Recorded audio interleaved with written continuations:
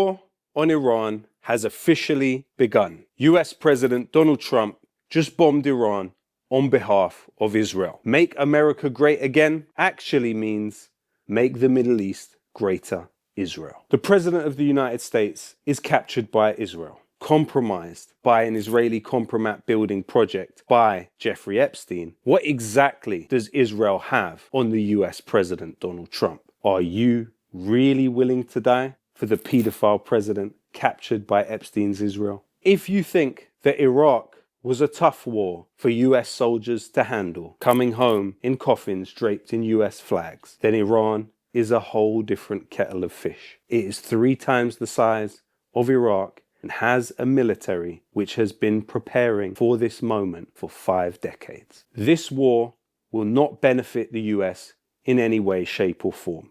Not only will it lead to greater authoritarianism at home, but it will lead to the US throwing everything it can into not only resources directed towards the military, but humans directed towards the US military. US veterans have a far higher rate of suicide than other members of the society. More US soldiers were killed by suicide in Vietnam than killed by the war itself.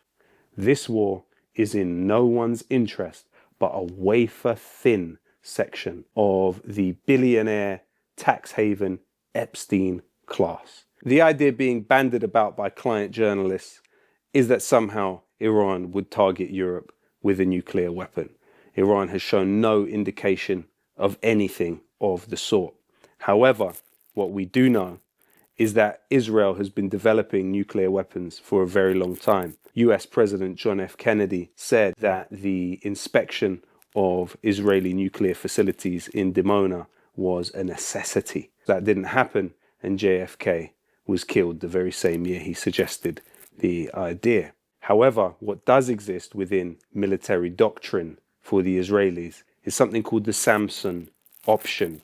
It is the use of nuclear weapons against any state, anywhere, at any point. It seems that recently Israel may have carried out new nuclear tests. If anybody is crazy enough to drop nuclear weapons, it would be Benjamin Netanyahu.